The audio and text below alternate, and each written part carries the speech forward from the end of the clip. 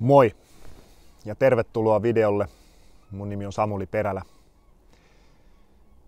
Tällä videolla on tarkoituksena taas ottaa käsittelyyn näitä ajankohtaisia asioita, mitä täällä yhteiskunnassa tapahtuu. Ja tarkoituksena on edetä sellaisessa järjestyksessä, että ensin kenties siitä kaikkein tärkeimmästä asiasta, eli mihin tämä yhteiskunnallinen tilanne, tämä mitä tällä hetkellä tapahtuu ja koko tämä energia, mikä tällä hetkellä täällä on läsnä, niin mihin se kutsuu yksilöä, mihin se kutsuu meistä jokaista.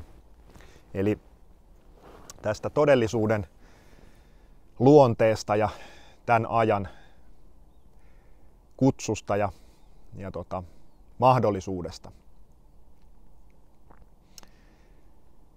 Se on erittäin tärkeää, että hahmottaa sen hyvin selkeästi.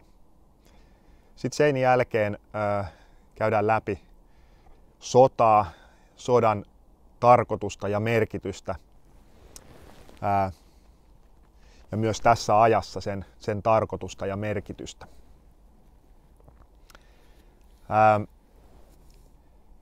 Sen jälkeen tarkastellaan sitä, mitä täällä meidän yhteiskunnassa on konkreettisesti tapahtumassa juuri nyt ja tapahtuu tällä hetkellä para-aikaa. Monien ikään kuin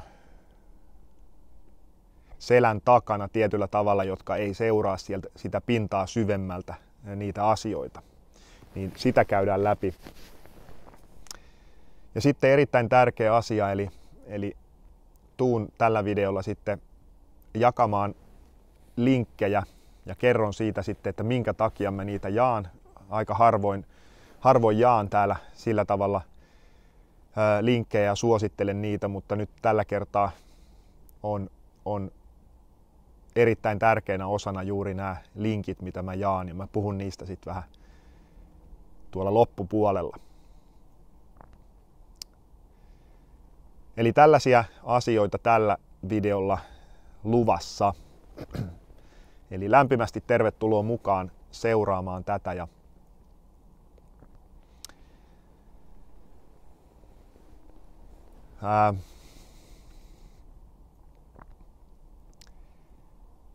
ensimmäisenä tosiaan se tämän todellisuuden luonne ja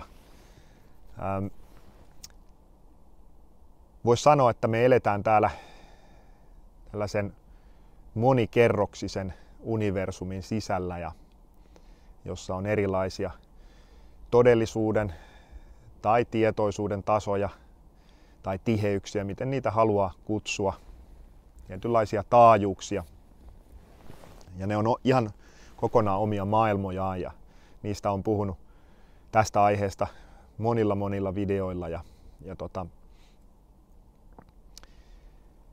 Nyt se, mitä tämä aika haastaa ihmistä tekemään, se puristaa ihmistä ahtaalle ja sillä on tietty tarkoitus. Eli kaikki nämä maailman tapahtumat ja tämä kriisiytyminen, niin sillä on hyvin jalo ja suuri tarkoitus. Ja sen tarkoituksena on se, että se hyvällä tavalla puristaa ihmistä, painostaa tietyllä tavalla ihmistä siihen tärkeimpään asiaan, eli henkiseen heräämiseen. Siihen, että ihminen tulee sen perimmäisen kysymyksen äärelle, että kuka minä olen, mikä tämän elämän tarkoitus on, mitä mä täällä on tekemässä. Ja alkaa käymään läpi syvemmältä tasolta omaa elämäänsä ja sitä, miksi täällä on ja kuka ylipäätään hän on. Kuka minä olen, kuka sinä olet, ketä me ollaan. Sen on tarkoitus saada aikaan tällaisia asioita. Sen on tarkoitus myöskin ajaa loppuun tämä väärinpäin kääntynyt yhteiskunta, joka ei voi toimia. Ja myös tästä väärinpäin kääntyneestä yhteiskunnasta on täällä mun kanavalla tehnyt videoita ja niistä voi tarkemmin sitten katsoa. Erityisesti Äidin ja isän maa -videosarja ja sieltä ykkösosasta asti niin puhun enemmän tästä yhteiskunnasta ja sen sairaudesta. Ja sairas yhteiskunta ei voi tuottaa terveyttä tai terveitä yksilöitä. Ja tämä on kaatumassa omaan mahdottomuutensa ja se on myöskin tämän tarkoituksena. Ja se mitä me havainnoidaan tässä ja mikä tämä on, tämä näkyvä maailma ja tämä meidän kutsuma yhteiskunta, mitä me kutsutaan yhteiskunnaksi ja niin kuin normaaliksi yhteiskunnaksi, niin se on ihmisen luoma rakennelma. Ja tämä aika kutsuu vapautumaan siitä. Ei enempää eikä vähempää kuin vapautumaan harhasta ja illuusiosta. Ja se vapautuminen tapahtuu tunneperäisten siteiden katkaisun avulla. Eli vapautua tunneperäisistä siteistä. Ja tunneperäisen siteen tunnistaa siitä, kun sulle tulee joku ärsyke, joku viesti ulkoapäin, on se sitten läheiseltä ihmiseltä, mediasta tai mistä tahansa, niin sulla herää emootiot. Tulee tunneperäinen reaktio. Minkä tahansa-lainen tunneperäinen reaktio. Niin siitä tunnistaa, että siellä on jonkunlainen tunteellinen side tätä asiaa kohtaan, mikä siinä esitettiin. Ja tämä on hyvin syvällinen ja tärkeä prosessi ymmärtää. Siihen en mene missään tapauksessa tällä videolla, mutta se on tärkeää ymmärtää ja havainnoida myös omaa reagointia, vaikka esimerkiksi tätä videota, kun sä katsot, että minkälaisia, herääkö sulla jonkinlaisia emootioita ja mitä sulla herää ja miksi. Se, millä tavalla se ihmisen vapautuminen tapahtuu ja mihin meitä kutsutaan tässä ajassa, niin meitä kutsutaan syvään anteeksi antamisen prosessiin, jos sitä voisi kutsua prosessiksi. Syvään anteeksi antamisen prosessiin, tällaiselle anteeksi antamisen matkalle, kokonaiselle matkalle. Ja tämä tie johtaa syyllisyydestä luopumiseen, syyllisyyden parantumiseen.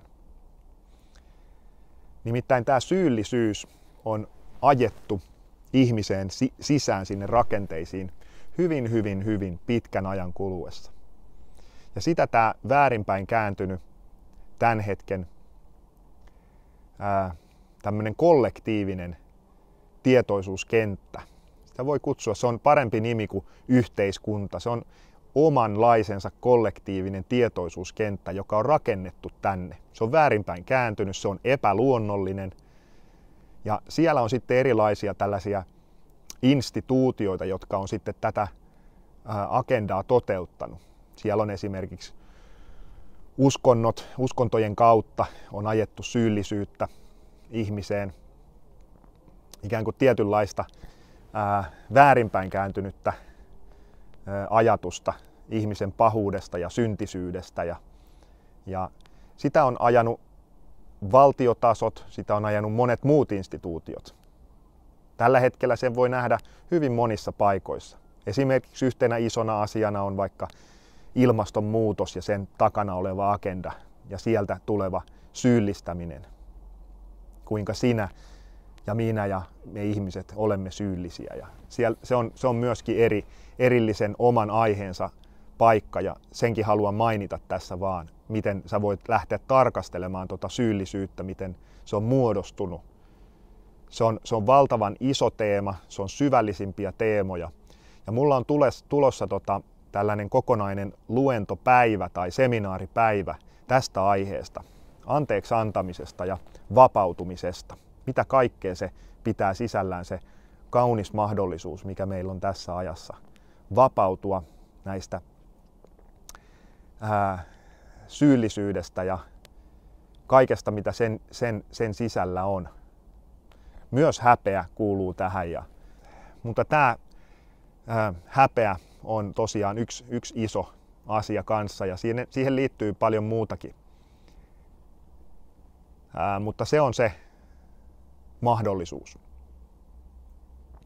Meillä on mahdollisuus sen kautta, anteeksi antamisen kautta, vapautua myös näistä tunteellisista kiinnikkeistä. Ja se on vähän isompi juttu, koska siellä vastaan tulee niin sanottu halukeho, jota voi kutsua myös kärsimyskehoksi. Ja se on tietysti teille monille mun kanavan katsojille hyvin tuttu asia. Täällä on paljon henkisen tien kulkijoita, joille se on tuttu asia, mutta tämä on myös se mille ihminen on tekemässä hyvää kuolemaa ja vapautumassa. Ja kaikki tämä irrottaa sut siitä vakavuudesta suhtautua niin vakavasti tähän ulkoiseen maailmaan ja näihin tapahtumiin, mitä täällä on. Eli tämä vapauttaa sut tästä ulkoisen maailman teatterista, tästä showsta. Se on syvällinen tietoisuuden heräämisen matka, johon sisältyy se hyvä kuoleman prosessi, jossa ihminen kuolee valheelle. Se on vapautumista reaktioista ja se on vapautumista minkään ulkoisen asian syyttämisestä. Siis toistan, se on vapautumista kaikesta ulkoisten asioiden syyttämisestä. Ja se on upeata. Ei tarvitse syyttää ketään mistään ikinä. Se on vapautumista syyllisyydestä omaa itseä kohtaan. Ja sieltä se kaikki lähtee. Anteeksi annosta itseään kohtaan. Sen, että ihminen palautuu siihen tietoisuuteen, että on Luojan rakas tytär ja Luojan rakas poika.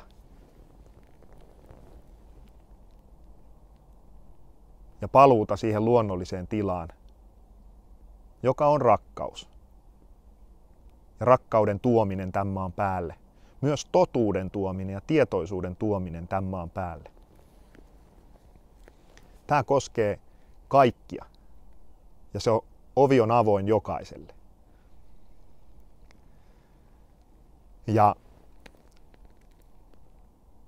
tuossa kun tuli mainitsin ton pääsiäisen tapahtuman, niin siellä siitä saa tietoa tosiaan mun sähköpostilistalta, johon voi liittyä. Mulla on tuossa mun tässä tähän alle, laitan videon alle tekstikenttään myös taas sen sivuston osoitteen, missä pystyy sinne sähköpostilistalle ilmoittautua, jos haluaa.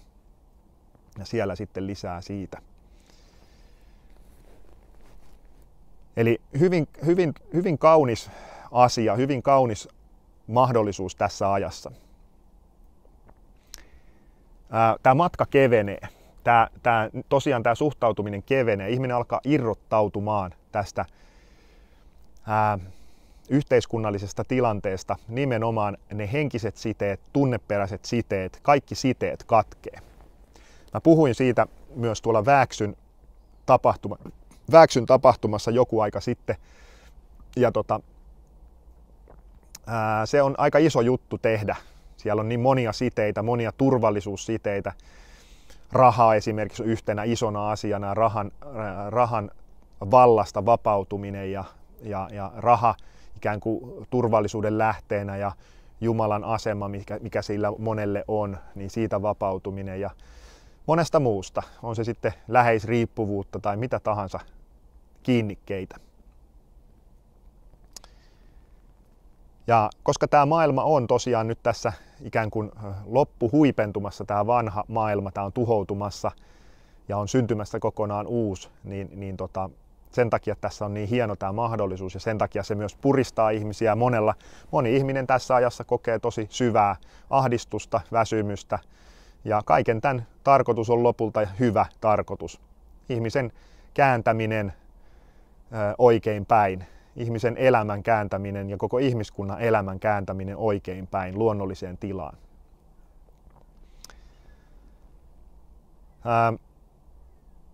Ja tosiaan tämän heräämisen kautta ihminen voi löytää sen näkökyvyn, jossa voi nähdä tämän kaiken kauneuden ja tarkoituksenmukaisuuden.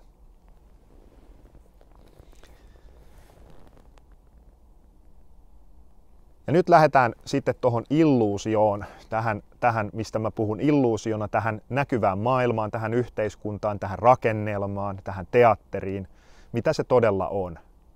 Teatteri, jota ohjailee kulisseista tietty taho. Ja totta on ja todellista myös se, että täällä, niin kuin useilla videoilla on sanonut, niin täällä mielitietoisuudessa on dualismi ja siellä on dualismin maailma ja dualistinen tietoisuuden taso, hyvän ja pahan maailma. Siellä se todella on. Mutta mitä laajemmaksi ihmisen tietoisuuden taso kohoaa, niin sitä selvemmin tämä dualismi rupeaa näyttäytyy harhana ja ihminen kykenee katsomaan sitä paljon korkeammasta perspektiivistä käsin ja siellä syntyy sitä todellista anteeksantoa.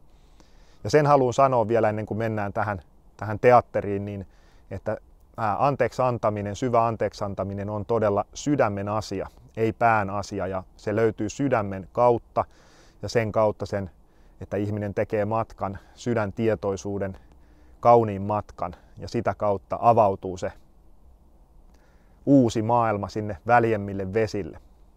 Se on sisäinen matka ja sitä ei kukaan voi tehdä kenenkään puolesta ja siihen ei auta tiedon kerääminen ja tiedon hakeminen. Se on ihan, se ei ratkea sillä tavalla. Ratkee vaan kohtaamalla itsensä. Hyvä, mutta jatketaan tästä. Eli se, mitä on tarkoitus nyt lähteä käymään läpi, niin on sodat ja sodan merkitys tässä ajassa. Ja nyt on tällainen lause kuin order by chaos englannin kielellä. Order by chaos. Tarkoittaa järjestyksestä tai järjestystä kaaoksen kautta tai kaaoksen avulla. Eli järjestys kaaoksen avulla.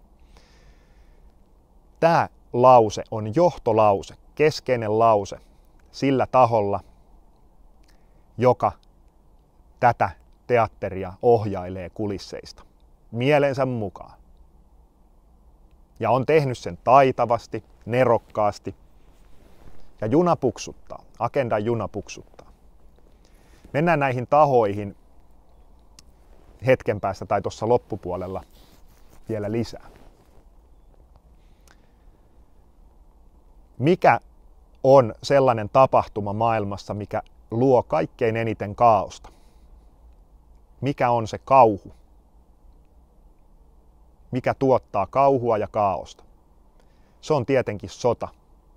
Sodan kauhu. Kaikki se kauheus, raakuus, kun veli käy veliä vastaan, sisko käy siskoa vastaan, mies naista vastaan, lapsia. Se on täydellinen väärinpäin kääntyminen. Täydellinen väärinpäin kääntyminen rakkauden periaatteita tai periaatteiden suhteen. Se on sota. Se on ihan sama, onko se sota kahden ihmisen välillä vai kansakuntien välillä, niin se on aina sota. Se on se täydellinen väärinpäin kääntyminen. Se luo kaaosta, kauhua, pelkoa. Se luo koston kierteitä, syyllisyyttä, häpeää, kaikki se mitä siellä tapahtuu. Pettymyksiä, epäonnistumisia, koko sitä juttua, niin se on kaikkein tehokkain tapa. Ja tämä on tärkeää ymmärtää, että se taho, joka kulisseista naruja vetelee, hyötyy aina sodasta. Ennen kaikkea sillä, että saadaan ihmiset siihen pelkotilaan, siihen kauhun tilaan, jonka jälkeen ihmistä on hyvin helppo manipuloida ja hallita. Tämä on ollut se sotien taustalla oleva tarkoitus. Ja tämä sama taho täällä kulisseissa on niin vaikutusvaltainen, että se voi järjestää sotia ihan leikiten. Sillä on kaikki taloudelliset resurssit siihen. Ja se on aina tehnyt niin, eli rahoittanut sotien molempia puolia. Järjestänyt sotia molemmilta puolilta.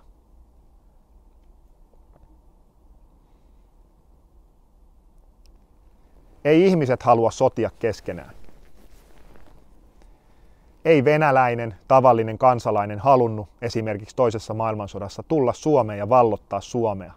Tappaa suomalaisia ja murhata perheitä ja vallata asuintiloja ja maatiloja. Ja ei ne halunnut sitä tehdä. Eikä suomalaiset liioin. Eikä kukaan muunkaan maalaiset missään päin maailman kolkassa. Tavalliset ihmiset ei halua sotia. On ainoastaan yksi taho, joka haluaa. Ja se on juuri tämä taho, mihin me mennään kohta.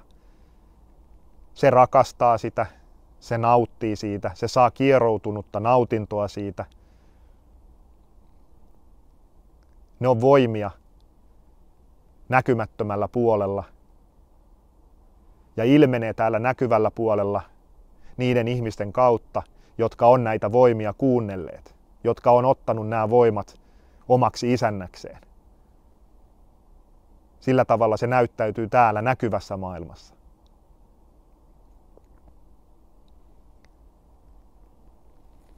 Ne on väärinpäin kääntyneitä, sairaita voimia. Ja tätä maailmaa, tätä yhteiskuntaa johtaa sairaimmat ihmiset.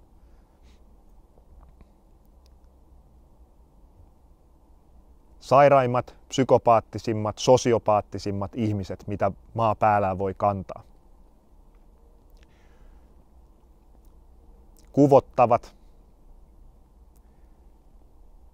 Kuvottavia tekoja tekevät ihmiset.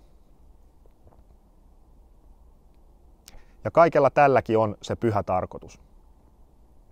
Ja kun mä sanon tällaisen lauseen, mitä mä todella tarkoitan niin kuin mä sen sanon, kuvottava. Ja tuossa viimeisillä videolla sanoin esimerkiksi Yhdysvaltain presidentistä, että mitätön nukke. Niin mitä mä sillä tarkoitan? Niin mä en suinkaan tarkoita sitä ihmistä, ihmistä, joka on ollut pieni poika tai pieni tyttö, sitä puhdasta valon olentoa. Mä tarkoitan sitä roolia, jota hän näyttelee täällä. Niitä tekoja, mitä se tekee. Tässä tapauksessa esimerkiksi se rooli, joka tässä nukketeatterissa tällä nukella nimeltään Yhdysvaltain presidentti on, tai näillä maailmanjohtajilla yhtä lailla. Mä en voi tarkoittaa sitä ihmistä, sitä valoa, joka siellä jokaisen pimeimmänkin olion sisällä on. Vaikkakin nämä on hyvin valottomia olentoja siinä mielessä, että ne on kääntänyt selkänsä, tietoisesti selkänsä. Ja tähän itse asiassa tähän koko isoon joukkoon kuuluu totta kai lukemattomia ihmisiä, jotka on tehnyt sen tiedostamattaan, mutta siellä kuuluu myös niitä, jotka on tehnyt tietoisesti tämän selän kääntämisen hyvyydelle, luojalle, sille valolle, elämän lähteelle ja rakkaudelle, universaalille rakkaudelle. Sen takia nämä on myös hyvin valottomia nämä olennot. Ja se on mun mielestä hyvä termi myöskin, valoton olento ja valon olento. Mutta mennään tuohon aiheeseen takaisin, eli sotaan ja siihen, miten hyödyllisiä nämä sodat on ollut aina tälle, mitä mä kutsun tässä nyt vaikka eliitiksi paremman sanan puutteessa.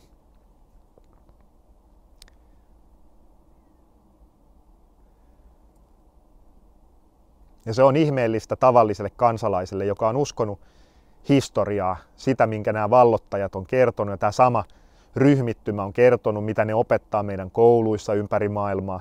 Siellä on aina joku syyllinen. Aina siellä on joku henkilö, jonka päälle se syy voidaan vyöryttää. Silloin katse kääntyy aina pois siitä todellisesta todellisesta syyllisestä, jos näin voisi sanoa. Se on taitava, nerokas suunnitelma. Milloin se on mikäkin, milloin se on Hitler ja milloin se on joku muu psykopaatti, jonka päälle se syy voidaan vyöryttää ja kertoa, kuinka se joku sota vaikka on lähtenyt jostain tietystä asiasta. Se on niin kuin tyydyttävä vastaus ihmiselle, jolle riittää pintapuolinen tarkastelu, mutta ei milloinkaan riittävä sille, joka haluaa katsoa pintaa syvemmälle. Että missä on asioiden juurisyy, alkusyy, alkulähde. Minkä takia mikäkin asia tapahtuu. On älykästä pureutua asioihin, sukeltaa asioiden syvälle sinne asioiden juurille, eikä vaan todeta niin kuin yksi mun tuttu henkilö, joka on myöskin hyvin älykäs henkilö, niin totesi tuossa, että nämä on niin isoja juttuja nämä maailman asiat, että ei meidän tarvitse siitä pienten ihmisten ymmärtää. Niinhän se on juuri sille, joka ei halua katsoa sinne tai ei jaksa nähdä sitä vaivaa tai käyttää sitä aikaa. Ikään kuin kehittää myös omaa ajattelukykyään, koska se on hyvin tärkeä asia. Yksi asia on ajattelukyky. Mielen normaali toiminta, mielen terävä ja terve toiminta. Niin, että pystyy näkemään terävästi, pureutumaan asioiden juurille.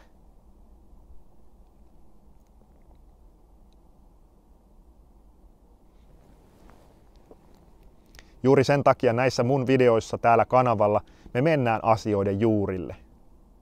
Sukelletaan syvälle sinne. Ja mä haastan ihmisiä ajatteleen. Ja mä haastan ajatteleen sua. Mä haastan ajatteleen sua itsenäisesti, etsimään tietoa. Mä oon koko ajan tehnyt sitä ja teen edelleenkin. Mä aina sanon sen, että älä usko mua, älä usko mitään, mitä mä sanon, vaan kuuntele avoimin mielin, tutki itse.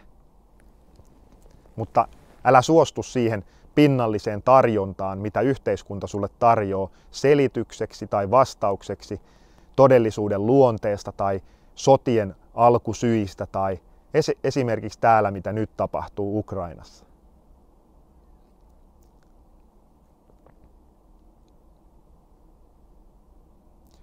Sodat järjestetään. Ei ihmiset halua sotia, tavalliset ihmiset. Mutta he suostuu siihen sen takia, koska suurin osa ihmiskunnasta on tietoisuuden unessa. Siksi ihmiset on suostunut siihen. On niin paljon pelkoja, käsittelemättömiä pelkoja, kuoleman pelkoa, mitä tahansa muita pelkoja. Mutta nyt tämä aika on muuttumassa. Ihmiset on vapautumassa näistä peloista. Tällainen ihminen ei enää sitten sodi, ei tartu aseisiin. Eli siinä hetkessä, kun tavallinen ihminen, sotilas tai kuka hyvänsä tavallinen ihminen herää, niin sodat loppuu.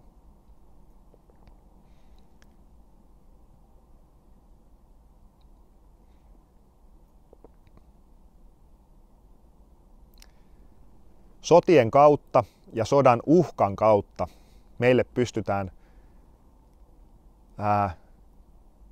meitä pystytään ohjailemaan tai ihmisiä pystytään ohjailemaan lähes mihin tahansa. Koska mikä tahansa, mikä estää sen sodan kauhun, niin ihminen yleensä ottaa vastaan niin kuin ratkaisuna. Ja nyt se taho, joka tässä käytetään ihan samaa taktiikkaa ja strategiaa, mitä käytettiin juuri lähihistoriassa parin vuoden aikana, tämä meidän pandemia. Keksitty, tekaistu pandemia, joka nyt on totta kai sitten painettu tonne ikään kuin pois näkyvistä. Siinäkin on omat syynsä. Ja mä en nyt tällä videolla puhu siitä, enkä oikeastaan voikaan puhua, koska se sensuuri on edelleen kova sillä alueella. Eli silloin kun mä tein tämän Ukraina-video ja sitä edellisen videon, niin siellähän mä sitä edellisessä videossa puhuin ja se kyllä poistui sitten hyvin nopeasti täältä kanavalta, että ne aiheet on aika tabuja ja siellä se sensuuri iskee kovimpaa. Niin siinä käytettiin sitä samaa strategiaa, eli luodaan uhka, luodaan pelot, luodaan kaos ja sitten tarjotaan vastaus, tarjotaan ratkaisu, joka tässä tapauksessa oli se kaikkien tuntema lääke, joka haluttiin jokaiselle kansalaiselle ja halutaan edelleen. Ja kaikki voi nyt sitten nähdä, että miten se on toiminut, tehdä omat havaintonsa siitä.